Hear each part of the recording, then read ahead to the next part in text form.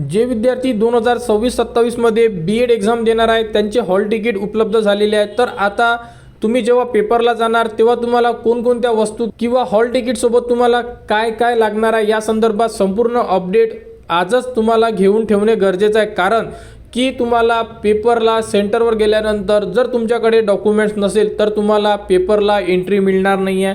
कारण की या व्हिडिओमध्ये आपण संपूर्ण A to Z माहिती बघणार आहे। तर बघू शकता जी तुम्ही हॉल तिकीट काढलेली आहे ही हॉल तिकीट तुम्हाला कलर प्रिंट सुद्धा नेऊ शकता तुम्ही। त्यानंतर तुम्हाला एक ID प्रूफ लागणार आहे, जसे की यामध्ये ओरिजिनल ID प्रूफ लागणार आहे तुम्हाला। यामध्ये तुम्ही आधार कार्ड आहे, पॅन कार्ड आहे, पासपोर्ट, ड्रायव्हिंग लायसन, त्यानंतर बँक पासबुक सुद्धा देऊ शकता तुम्ही। अशा प्रकारे यामध्ये डॉक्युमेंट लिस्ट दिलेली आहे। तर तुम्ही एक डॉक्युमेंट्स यामधलं ओरिजिनल सोबत न्या आणि त्यासोबत तुम्ही त्याची झेरॉक्स सुद्धा सोबत घेऊन जा। क्लिअर।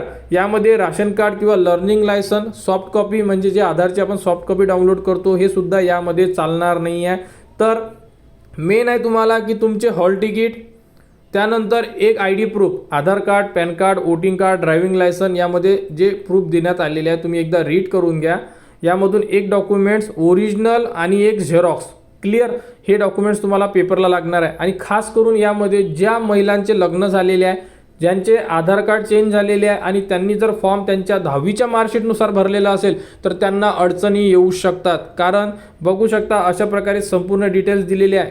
तर ज्याही महिला आहे त्यांनी एकदा चेक करा की तुम्हाला ॲडमिट कार्डवर संपूर्ण टाईम दिलेला आहे आणि गेट क्लोजिंगचा जो टाईम दिलेला आहे त्या अगोदर तुम्हाला सेंटरला पोहोचायचं आहे।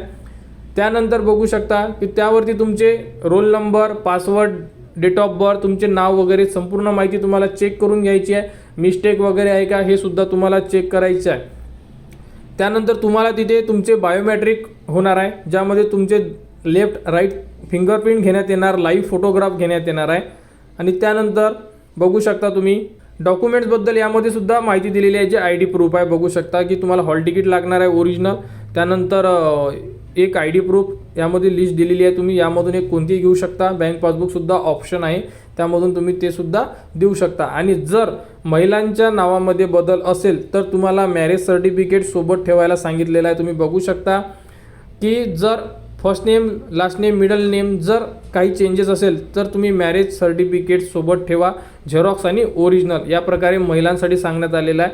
किंवा कोणाच्या नावात बदल असेल तर त्यांनी गॅजेट जर काढलेलं असेल म्हणजे राजपत्र जर काढलेलं असेल तर ते सुद्धा तुम्ही ठेवू शकता।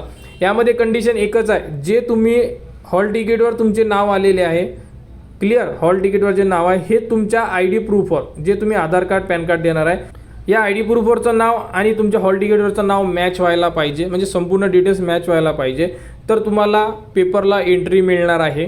त्यानंतर बघू शकता तुम्हाला एक बॉल पॉईंट पेनसुद्धा सोबत घेऊन जायचं आहे, जिथे तुम्हाला सिग्नेचर वगैरे करायचं काम पडणार तेव्हा तुम्हाला लागणार आहे। अशाबद्दल यामध्ये संपूर्ण माहिती दिलेली आहे। तुम्ही ही माहिती तुमच्या हॉल तिकीटच्या सेकंड पेजला देण्यात आलेली आहे। तुम्ही एकदा त्यावरती दिलेली संपूर्ण माहिती वाचून घ्या, जेणेकरून तुम्हाला कोणत्याही प्रकारची अडचण येणार नाही। आणि त्यानंतर यामध्ये जर कोणाला काही अडचण असेलच, समजा की काही माहिती पाहिजे असेल, तर इथे तुम्हाला 2 नंबर देण्यात आलेले आहे। हे आहे हेल्प डेस्क म्हणजे हेल्पलाईन नंबर आहे। या नंबरवरती तुम्ही फोन करू शकता। फोन करून त्यांच्याकडून संपूर्ण माहिती, काही अडचण असेल तुम्हाला ती माहिती घेऊ शकता।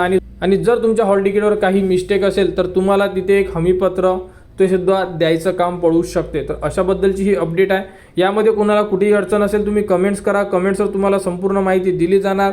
संपूर्ण ज्याही विद्यार्थी आहे जे CETची एक्झाम देणार आहेत त्यांनी या प्रकारे संपूर्ण आपले ID प्रूफ, त्यानंतर हॉल तिकीट, एक बॉल पॉईंट पेन, त्यानंतर जर तुमच्या नावात बदल असेल तुम्ही गॅझेट, मॅरेज सर्टिफिकेट, एक ID प्रूफ, या प्रकारे संपूर्ण जे डॉक्युमेंट्स आहे हे रेडी करून ठेवा। आणि सेंटरला जे तुम्हाला गेट क्लोजिंग आहे त्या अगोदर म्हणजे 30 मिनिट अगोदर तिथे पोहोचा, जेणेकरून तुम्हाला पेपरला कोणताही त्रास होणार नाही।